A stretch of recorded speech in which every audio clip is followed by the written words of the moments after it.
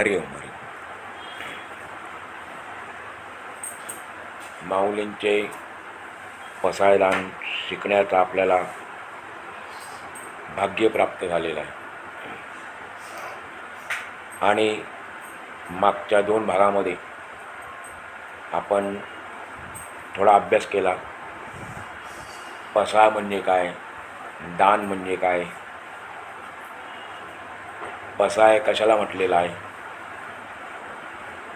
दान कोणतं मागितलेलं आहे, पसायदान काय आहे, पसायदानात काय काय दिलेलं आहे. आपण त्यातली पहिली ओवी मागच्या भागामध्ये शिकलो. ज्ञानेश्वरीमध्ये ती ओवी 1793 आहे. आता विश्वात्मके देवे येणे वाग्यज्ञे तोषावे, तोषो निमज द्यावे, पसायदान हे. त्यानंतर आपण आज पुढच्या ओवीला सुरुवात करणार आहोत. पुढची ओवी आहे, जे खळांची व्यंकटी सांडो, तया सत्कर्मी रती वाढो, भूता परस्परे जडो, मैत्र जीवांचे. त्याचा सरळ अर्थ आहे ओवीचा, खळांचा कुटीलपणा नाहीसा व्हावा आणि त्यांची सत्कर्माच्या ठिकाणी आवड वाढावी. खळांचा कुटीलपणा नाहीसा व्हावा आणि त्यांची सत्कर्माच्या ठिकाणी आवड वाढावी. तसेच प्राणीमात्रांची एकमेकांविषयी जीवाभावापासून मैत्री निर्माण व्हावी, मैत्री उत्पन्न व्हावी. या ओवीचा अभ्यास करताना आपण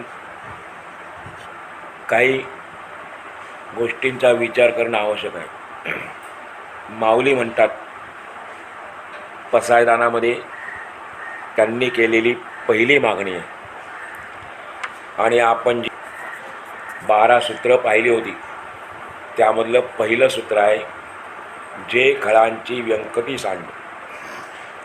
म्हणजे खळाचा खळपणा जाऊ द्या, खळांचा कुटीलपणा जाऊ द्या. मग काही प्रश्न आहेत. खळ कोणाला म्हणायचं? त्याचा अर्थ दुर्जन आहे, दुष्ट आहे, हे ठीक आहे. पण खळ कोणाला म्हणायचं? त्याची व्यंकटी म्हणजे काय, कुटीलपणा म्हणजे काय? आणि माऊली सांगतात ती गेली पाहिजे. तर का गेली पाहिजे आणि ती जाणार कशी? खळ कोण आहे, खळाची व्यंकटी कशी असते, ती का गेली पाहिजे आणि ती जाणार कशी, इत्यादी बाबींचा विचार केला गेला या ओवीच्या संदर्भामध्ये. तरच आपल्याला माऊलींच्या मागणीतील रहस्य लक्षात येईल. तर पहिला प्रश्न होता, खळ म्हणजे काय, खळ कोणाला म्हणायचं आणि व्यंकटी म्हणजे काय? तर खळ म्हणजे त्याचे शब्दशः अर्थ आहेत दुष्ट, दुर्जन, परपीडा देणारा, दुसऱ्यांना त्रास देणारा, अनाचारी, समाजकंटक, असे अनेक अर्थ आपल्याला काढता येतील. व्यंकटी म्हणजे काय? तर व्यंकटीचा अर्थ आहे वाकडेपणा, दुर्जनत्व, गुंडगिरी. आजच्या भाषेमध्ये त्याला गुंडगिरी म्हणायचं. आपण जर संतांच्या वाङ्मयाचा अभ्यास केला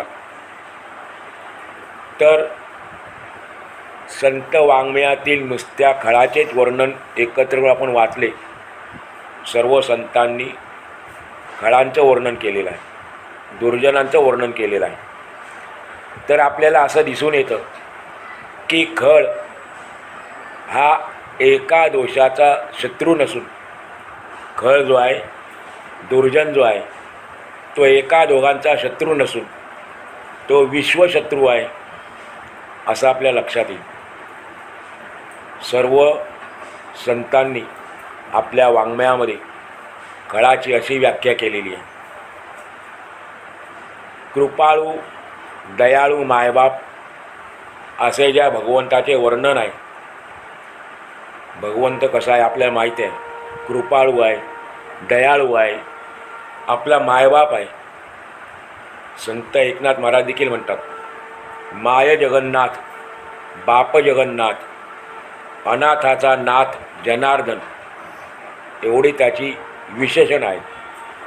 जगन्नाथ म्हणजे जगाचा नाथ, जगाचा मालक, तो आमचा माय आहे, तो आमचा बाप आहे, आणि जे अनाथ आहे त्यांचा नाथ आहे, जनार्दन म्हटलं येतात.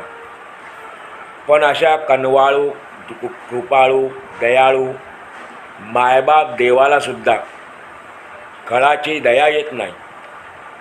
दुर्जनाबद्दल त्याच्या मनामध्ये दयाळूपणा नाही. म्हणून भगवान गीतेत सांगतात, आपण अभ्यास केलेला आहे, 4थ्या अध्यायामध्ये म्हटले की माझ्या अवतार घेण्यामागचा हेतू काय आहे, तर परित्राणाय साधूनां विनाशाय दुष्कृतां. त्यातला विनाशाय दुष्कृतां याचा अर्थ काय की जे दुष्कर्म करणारे लोक आहेत, दुर्जन आहेत, खळ आहेत, त्यांचा नाश करण्यासाठी, दुष्टांचा संहार करण्यासाठी मी अवतार घेतो असं कोण म्हणतं? जो संपूर्ण जगाचा मायबाप आहे, दयावान आहे, कृपाळू आहे, पण तो या खळांच्या बाबतीमध्ये दयाळू नाही असं आपल्याला दिसून येतं. खळासंबंधीच्या या भगवंताच्या भूमिकेशी आपण जर संतांची भूमिका पाहिली तर आपल्या लक्षात येईल की संतांनी, साधू संतांनी, महात्म्यांनी जितक्या तीव्रतेने खळाचे खळत्व, दुर्जनांचे दुर्जनत्व, त्याची गुंडगिरी उघड्यावर मांडली, तितक्या तळमळीने त्यांनी दुर्जनांबद्दल आत्मीयतासुद्धा प्रकट केली आहे. संत सम्राट भगवान ज्ञानेश्वर यांची या बाबतीत भूमिका वेगळीच आहे, अद्वितीय आहे. खळांच्या बाबतीमध्ये, दुर्जनांच्या बाबतीमध्ये माऊलींची भूमिका अद्वितीय आहे. तिला जगामध्ये कुठेही तोड नाही, आणि म्हणून ते पसायदानाच्या सुरुवातीला पहिल्याच मागणीमध्ये सर्वप्रथम या खळांची आठवण करतात, त्यांची काळजी करतात. आईला तिची सर्वच लेकरे प्रिय असतात, कमी अधिक भेद तिच्याजवळ नाही. हे खरे असले तरीसुद्धा पहिल्यांदा ती लहान असलेल्या तानुल्याचीच विशेषत्वाने काळजी घेते, कारण तिला माहीत आहे की तिची जी मोठी मुलं आहेत ती भूक लागली, तहान लागली तर भात भाकरी मागू शकतात, पाणी मागू शकतात, कारण त्यांना ते मागण्याचे कळते आणि मागताही येते. नुसतं कळत नाही, त्यांना मागतासुद्धा येते. पण जे ताणे आहे, ते नेणते आहे, अजाण आहे, तहानभूत कळण्याइतके त्याला ज्ञान नाही. म्हणून ती त्याच्यासाठी 2 मैलावरून सुद्धा हातातील काम टाकून धावत येते. आईच्या जवळ असा भेदभाव नाही. प्रत्येक आई जी आहे आपल्या चांगल्या मुलावर प्रेम करतेच, पण जर एखादा वाया गेला असेल, तिच्या दृष्टीने नाही, लोकांच्या दृष्टीने, समाजाच्या दृष्टीने, ज्याला इकडे खळ म्हटलेला आहे, त्याच्याबद्दल तिच्या मनात कळवळा असतो. कारण तिला खात्री असते की आपल्या चांगल्या मुलाला त्याच्या चांगुलपणामुळे जग जवळ केल्याशिवाय राहणार नाही. समाज त्याचा स्वीकार करेल. चांगल्या मुलाच्या चांगुलपणामुळे समाज त्याचा स्वीकार करेल.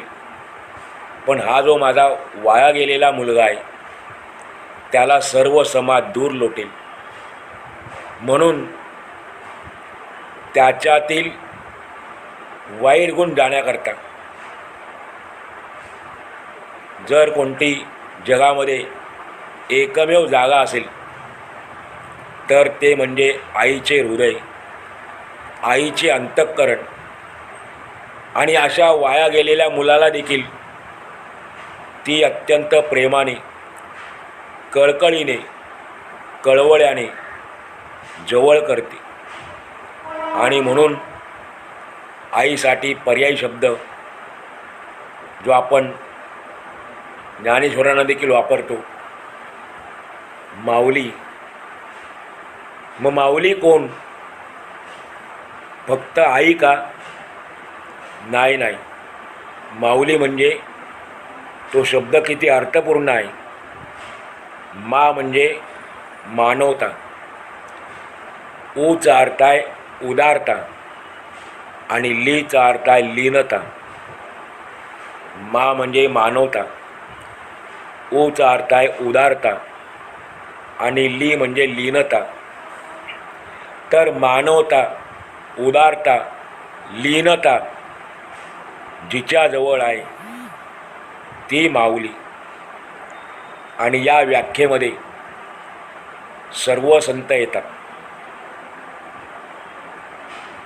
बुडत है जन न देखवे डोळा, येतो कळवळा म्हणून या. ज्ञानेश्वर माऊलीबद्दल संत एकनाथ म्हणतातच आहे, ज्ञानाबाई माझी अनाथाची माय, एका जनार्दनी पाय वंदित असे. ज्ञानाबाई म्हटलेलं आहे. आणि कोण आहे ती? अनाथाची माय आहे, आई आहे. आणि या आईसाठी माऊलीचे अंतःकरण कसं असतं आपण पाहिलं. जगामध्ये जे शास्त्री, विद्वान, पंडित पुष्कळ आहेत,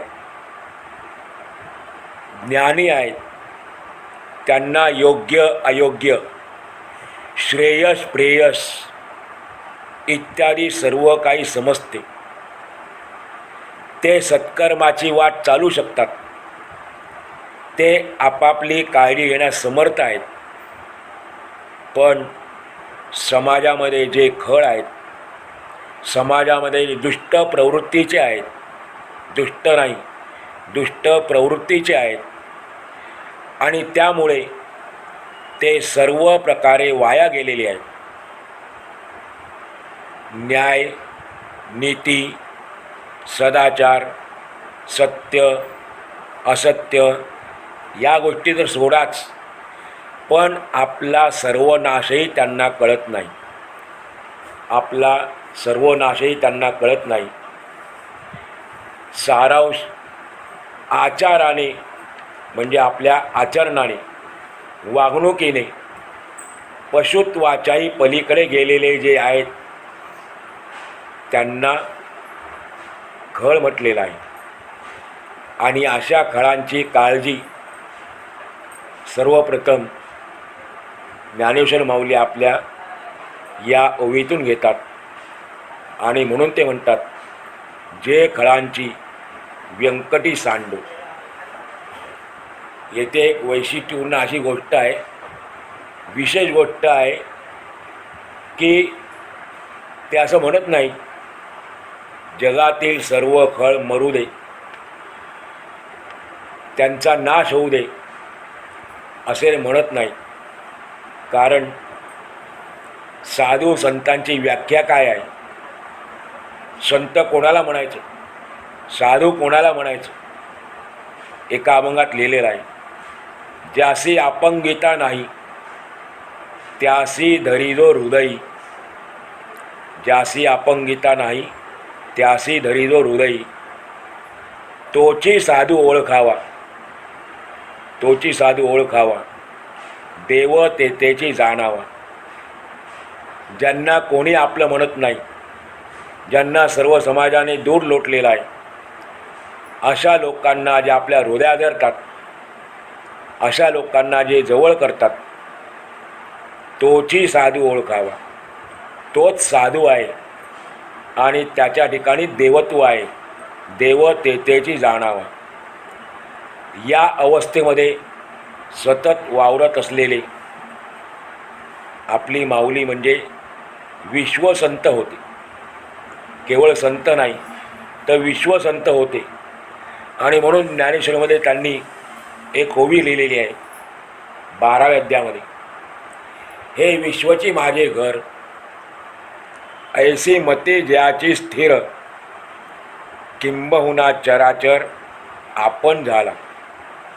ज्याच्या बुद्धीने असा निश्चय केलेला आहे की हे विश्वत माझे घर आहे, विश्वातील सर्व प्राणी मात्र, जसं आपण म्हणतो प्रतिज्ञेमध्ये, भारत माझा देश आहे, सारे भारतीय माझे बांधव आहेत, पण ती व्याख्या तोकडी आहे, थिटी आहे. माऊली म्हणते हे विश्वचे माझे घर. आणि नुसते म्हणत नाही, हा त्यांचा अनुभव होता. अजून एका ओवीमध्ये ते म्हणतात, जे जे भेटे भूत ते ते मानिजे भगवंत. जो जो प्राणी आहे, जे जे भूत आहे, प्राणी मात्र जीव, त्यांना भगवंत मानणे, त्यांच्यात भगवंत पाहणे, नुसतं मानणे नाही तर त्यांच्यात भगवंताला पाहणे, हा खरा भक्तीचा म्हणजे ही खरी भक्तीची व्याख्या आहे. हा खरा भक्तियोग आहे, हे तू निश्चित जाण. भगवान सांगतात अर्जुनाला. माऊलींनी आपल्याला शिकवण दिली तर मग आमका मरू दे, तमका जगू दे असे ते कसे म्हणतील? जशी आई चांगल्या मुलाचे सांभाळ करते, वाईटाचे सांभाळ करते, तेवढ्याच प्रेमाने मग ते असं म्हणेल का की हा वाईट आहे, मा लवकर मरू दे, चांगला जास्त जगू दे, असं नाही म्हणणार. थोडक्यात काय आहे, साधू संतांचे भांडण माणसाशी नाही. कारण सर्व भूत मात्र त्यांच्यामध्ये ते भगवंताला पाहतात. स्वतः भगवंत देखील म्हणाले आहेत गीतेमध्ये 15व्या अध्यायामध्ये श्लोकात म्हणतात, ममै वांशो जीवलोके जीवभूत सनातना. ही व्याख्या ही आहे. हे भगवंताचं तत्त्व जे आहे या साधू संतांनी जाणलेलं होतं, चांगल्या प्रकारे जाणलेलं होतं. आणि त्यामुळे ते कोणत्याही प्राणीमात्रामध्ये भेद करत नाही. सर्व प्राण्यांमध्ये त्यांना भगवंत दिसतो, सर्व चराचरात त्यांना भगवंत दिसतो. हा त्यांचा स्वभाव बनलेला आहे, असा त्यांचा स्वभावच आहे. मग अशा वेळेला तंट्याला जागा कुठे आहे, भांडणाला जागा कुठे आहे? म्हणून त्यांचा वाद किंवा भांडण, साधू संतांचे भांडण किंवा वाद माणसाशी नाही, मग कोणाशी आहे? माणसाला बिघडवणाऱ्या काम क्रोधासारखे जे विकार आहेत त्या विकारांशी आहे. जेव्हा मूल जन्माला येतं त्यावेळेला ते चांगलंच असतं, सद्गुणी असतं. मग पुढे ते असं वाईट मार्गाला का लागतं, दुष्ट प्रवृत्तीचं का होतं? कारण जर आपल्याला विचार चांगले मिळाले नाहीत, विचार जर आपल्याला वाम मार्गाला घेऊन गेले, वाईट मार्गाला घेऊन गेले तर आपण वाईट होतो. मग आपल्यामध्ये वाईट विचार काय येतात? एखादा मनुष्य वाम मार्गाला का जातो?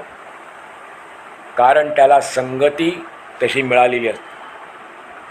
नाहीतर जन्माला आलेला प्रत्येक मनुष्य जो आहे तो चांगलाच आहे. मग माणसाला बिघडवणारी शक्ती कोण आहे? तर आपल्यामध्ये असलेले जे विकार आहेत, षडविकार, काम क्रोधासारखे, त्यामुळे माणूस बिघडतो. म्हणून माणूस दुष्ट प्रवृत्तीचा अवलंब करतो. आत्ता सांगितलं तसं मुळामध्ये खळ, दुष्ट, कुटील कोणीच नाही. या जगामध्ये पूर्ण पाहायला गेलो तर कोणीच दुष्ट नाही. पण माणसावर जेव्हा या विकारांचा प्रभाव पडतो, प्रभाव पडला हरकत नाही, पण ज्या वेळेला तो विकारांच्या आहारी जातो तेव्हा तो खळ बनतो, तेव्हा तो दुर्जन बनतो. समजा एखादा लोभाच्या आहारी गेला की त्याला मान, प्रतिष्ठा, धनलालसा इत्यादी गोष्टी त्याच्यामध्ये आपल्याला दिसायला लागतात. एखाद्याला धनाची लालसा झाली, मला मान सन्मान मिळावा, प्रतिष्ठा मिळावी, असं आपल्याला त्या व्यक्तीवर दिसायला लागलं की आपण समजायचं की तो लोभाच्या आहारी गेला. त्याच्यामध्ये लोभ निर्माण झाला आणि मग ते मिळवण्यासाठी तो माणूस खोटे नाटे, लांड्या लवाड्या करू लागतो. एखादा कामाच्या आहारी गेला, म्हणजे कामविकाराच्या आहारी गेला, तर तो स्वतःची पत्नी म्हणजे स्वतःची स्त्री, परस्त्री हे काही तो बघत नाही. तो पापकर्माला प्रवृत्त होतो. एखादा क्रोधाच्या ताबेदार झाला, एखादा क्रोधाच्या आहारी गेला की मग खून, मारामाऱ्या, जाळपोळ करणे हे त्याला अगदी सहज वाटू लागते आणि तो ते करतो. तात्पर्य काय? माणसाला दुष्ट प्रवृत्तीकडे नेणारे कोण आहेत? विकार आहेत. विकारांनी माणूस बिघडतो आणि म्हणून साधू संतांचे वैर, साधू संतांचे शत्रुत्व या विकारांशी आहे, माणसाची मुळीच नाही. माणसाच्या मूलभूत माणुसकीवर असलेला हा प्रगाढ विश्वास आहे. माणसाला बिघडवणारे कोण आहेत? हे विकारच आहेत. गीतेमध्ये अर्जुनाने एक प्रश्न विचारला होता, अथ केन प्रयुक्तोयम पापंचरति पुरुषा अनिच्छन्नपि वार्ष्णेय बलादिव नियोजितः. अर्थ त्याचा आहे, देवा सांगा ना मला, स्वतःची इच्छा नसताना सुद्धा चांगली जाणती सुरती माणसं देखील पाप करायला प्रवृत्त होतात. ती कशामुळे? कोणाच्या आग्रहामुळे? त्यावेळेला भगवंताने अर्जुनाच्या प्रश्नाचं उत्तर दिलं, त्याच्या शंकेचं निरसन केलं की माणसाला पापकर्माकडे प्रवृत्त करणारे कोण कोण आहेत? काम एष, क्रोध एष, रजोगुण समुद्भवः, महाशनो महापाप्मा विद्येन मिह वैरिणम. हे अर्जुना, रजोगुणापासून निर्माण झालेले काम, क्रोध इत्यादी सारखे विकार हे खरे दुष्ट आहेत, महापापी आहेत आणि ते संपूर्ण मानव समाजाचे शत्रू आहेत. म्हणून आपण पाहिलो तर आत्ता की हे विकार जे आहेत, दुष्ट जे आहेत, ते एका दोघाचे शत्रू नाहीत, तर पूर्ण विश्वाचे शत्रू आहेत. संपूर्ण मानव समाजाचे शत्रू आहेत. हे जे काम क्रोध सारखे विकार आहेत त्यांच्या ठिकाणी दया नाही, माया नाही, मग हे प्रत्यक्ष यमच आहेत. यमाच्या ठिकाणी या गोष्टी नसतात. त्याच्या मनामध्ये कोणाबद्दल दया नाही, माया नाही. एकदा आला न्यायला, तुम्ही किती आपण आर्जव केला, विनंती केली, तरी पण तो आपले काम करतो. हे काम आणि क्रोध, लोभ यांच्यासाठी असं म्हटलेलं आहे की हे ज्ञानाच्या ठेव्यावरील सर्प आहेत, विषयरूपी दऱ्यातील वाघ आहेत. जे भजन करतात त्या भजन मार्गावर ते वाटमारी आहेत, लुटारू आहेत.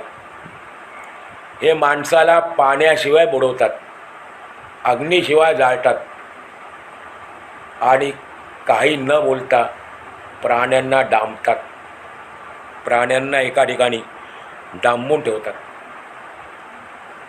असे महाभयंकर जर आपण एकदा त्यांच्या आहारी गेलो तर मग आपल्याला अशा रीतीने अधोगतीकडे नेणारे आहेत. एक दृष्टांत आठवला म्हणून सांगतो थोडक्यात. एक जण, दृष्टांत पूर्वीच्या काळचा आहे, गोष्ट म्हणा त्याला. एक जण विद्या प्राप्त करण्याआधी, ज्ञानप्राप्तीसाठी काशी क्षेत्रात गेला. आता गेला दृष्टांत जुन्या काळचा आहे. सर्व शास्त्रांचा त्याने अभ्यास केला, पुराणांचा अभ्यास केला, पंडित विद्वानांबरोबर वादविवाद करून अनेक सभा जिंकल्या, अनेक प्रकारची मानपत्र मिळवली आणि 12 वर्षानंतर पंडित बनून पुन्हा आपल्या गावी परत आला. सर्व गावकऱ्यांनी त्याचे थाटामाटात वेगवेगळी वाद्ये वाजवून स्वागत केले. नगराध्यक्ष होते, त्यांनी पंडित महाशयांच्या धर्मपत्नीला त्यांना आरती घेऊन ओवाळायला सांगितले. पण जेव्हा पंडित महाशय आले घराच्या उंबरठ्याजवळ, तेव्हा त्यांनी ओवाळण्यास नकार दिला. सर्वांना आश्चर्य वाटलं. एवढं ज्ञान प्राप्त करून, पंडित होऊन जर हे परत आले, आपल्या गावाचे भूषण आहेत, आणि त्यांची धर्मपत्नी त्यांना ओवाळायला नकार देते. कारण विचारलं. त्यावेळेला त्या म्हणाल्या, जर माझ्या एका प्रश्नाचे उत्तर पतिराजांनी समर्पकपणे दिले तरच मी त्यांना विद्वान समजेन, नाहीतर नाही. हे ऐकल्यानंतर पंडित महाशयांना आनंद झाला आणि आश्चर्य पण वाटलं. आनंद का झाला? कारण माझी पत्नी मला प्रश्न विचारणे एवढी पंडिता म्हणजे विद्वान आहे, म्हणून ते म्हटले आनंद झाला. आणि ते म्हणाले, ठीक आहे, तुझा प्रश्न विचारू शकतेस, बोल, तुझा प्रश्न काय आहे? दृष्टांत नीट ऐकूया आपण. कशासाठी सांगतो? सिद्धांत आहे की विकार जे आहेत ते विकाराच्या आहारी गेल्यानंतर मग मनुष्य दुष्ट होतो, दुष्ट प्रवृत्तीकडे वळतो. हा सिद्धांत कळण्याअर्थ हा दृष्टांत आहे. तेव्हा त्यांच्या पत्नीने एक मार्मिक प्रश्न विचारला, साधा सोपा प्रश्न. ती म्हणाली, सांगा, पापाचा बाप कोण? पापाचा बाप कोण? पंडित महाशय प्रश्न ऐकून बर्फाप्रमाणे थंडगार झाले. आजपर्यंत केलेला अभ्यास वाया गेला काय असं त्यांना वाटायला लागलं. त्यांना उत्तर सुचेना, पण हार कसे मानणार सर्वांसमोर? म्हणून ते म्हणाले आपल्या पत्नीला, मी पुन्हा काशीला जातो आणि 6 महिन्यानंतर तुझ्या प्रश्नाचे समर्पक उत्तर घेऊन परत येतो. ठीक आहे. पंडित महाशय पुन्हा काशीला गेले. पुन्हा सर्व पोथ्या धुंडाळल्या, ग्रंथांचा अभ्यास केला. पण त्यांना पापाचा बाप काही केला सापडेना. ठरल्याप्रमाणे आता 6 महिन्यांची मुदत संपत आली. उत्तर मिळालं नाही. पण 6 महिने मुदत संपत आली आणि तो काळ होता शब्द दिल्यानंतर पूर्ण करण्याचा. म्हणून ते परतीच्या प्रवासाला निघाले, आपल्या गावी यायला निघाले. प्रवासामध्ये पूर्वीच्या काळचा प्रवास पायी चालायचा. चिंताक्रांत होऊन एका झाडाखाली बसली. तेव्हा त्यांची नजर समोरच्या माडीकडे गेली. समोरच्या माडीकडे गेली. ती होती वेश्येची. वेश्येची माडी होती. तिने पाहिलं माडीवरनं आणि तिने पंडितांची उदासीनता जाणून घ्यायचा प्रयत्न केला. कारण विचारले, तुम्ही असे चिंताक्रांत का आहात, उदासीन का आहात? तेव्हा ते म्हणाले, बाई ग, प्रथम तू कोण आहेस ते सांग, मग मी सांगतो माझी चिंतेचं काय कारण आहे. जेव्हा तिने खरे सांगितले की मी वेश्या आहे, तेव्हा पंडितजींच्या तोंडातून शब्द बाहेर पडले, अहो पातकम, अहो पातकम. वेश्येशी संभाषण करणेसुद्धा महापाप आहे. तेव्हा ती म्हणाली, तसं काही मनात आणू नका. माझ्या माडीवर चला, तुमची व्यथा सांगा, तुमच्या चिंतेचं कारण सांगा, मी दूर करण्याचा प्रयत्न करीन. पंडितांनी प्रथम नकार दिला. तुझ्या माडीवर येऊ शकत नाही. तू एकतर वेश्या आणि तुझ्या माडीवर कसा मी येणार? तेव्हा ती म्हणाली, काही काळजी करू नका, तुम्हाला मी चिंतामुक्त करीन आणि वर 1000 रुपये मानधन देईन. 1000 रुपये मानधन देईन. बस, पंडितांना लोभ सुटला. 1000 रुपये मिळणार आणि आपल्या प्रश्नाचं उत्तर देखील मिळणार. म्हणून ते जायला तयार झाले. माडीवर त्यांनी आपला प्रश्न सांगितला मनातला. तेव्हा ती म्हणाली, उत्तर तयार आहे, तुमच्या प्रश्नाचं उत्तर तयार आहे, मी सांगते तुम्हाला. पण आपण एवढ्या लांबून आलात तर पहिल्यांदा श्रमपरिहार करा, भोजन करा. मला माहिती आहे माझ्या हातचं तुम्हाला चालणार नाही, ब्राह्मणांकडून करून घेते. म्हणून तिने ब्राह्मणांकडून स्वयंपाक करून घेतला.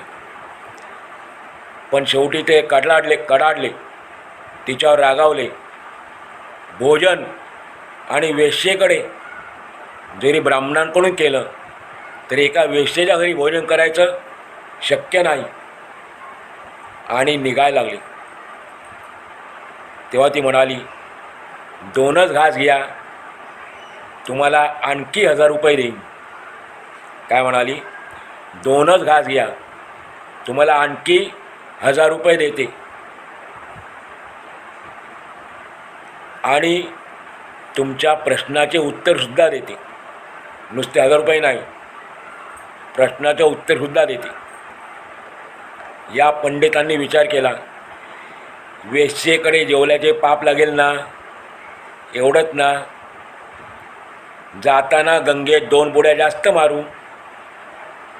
आणि होकार सांगितला, ठीक आहे, मी तयार आहे. झालं. पंचपक्वान्नाचे ताट घेऊन वेश्या त्यांच्यासमोर बसली आणि म्हणाली, मी तुम्हाला माझ्या हाताने घास भरू इच्छिते. काय म्हणाली? मी तुम्हाला माझ्या हाताने घास भरू इच्छिते. मग काय, एकतर वेश्येच्या घरी जेवायचं नाही आणि आता तिच्या हाताने जेवायचं. पंडितांच्या तळपायच्या मस्तकाला गेली. एका वेश्येच्या हाताने खाऊ शक्य नाही ते. पण ती तेवढ्या शांतपणे म्हणाली, महाराज, आपल्याला आणखी 1000 रुपये देते आणि प्रश्नाचे उत्तर पण देते. पंडितजींनी विचार केला, आपल्याला प्रश्नाच्या उत्तराबरोबर 3000 रुपये मिळणार. मग काय? त्यांनी वेश्येच्या हातून घास खाण्यासाठी आ केला. तोंड उघडलं आणि घास भरवण्याच्या निमित्ताने तिने हात तोंडाजवळ नेऊन एक सणसणीत थोबाडीत लावून दिली. घास भरवायचं राहिलंच, पण एक सणसणीत थोबाडीत लावून दिली. पंडितांना राग अनावर झाला, खवळले. हे काय? ती म्हणाली, हे तुमच्या प्रश्नाचे उत्तर आहे. पापाचा बाप कोण हा तुमचा प्रश्न होता, त्याचे उत्तर आहे. महाराज, आपल्याला 1000चा लोभ झाला तेव्हा आपण वेश्येच्या माडीवर आलात. 2000चा लोभ झाला, आपण माझ्याकडे भोजनासाठी तयार झालात. त्यानंतर मी तुम्हाला आणखी 1000 रुपये देऊ केले. या 3000च्या लोभाने आपण माझ्या हातून घास खायला तयार झाला. आता लक्षात आले का पापाचा बाप कोण? शास्त्रीबुवा घरी परत आले.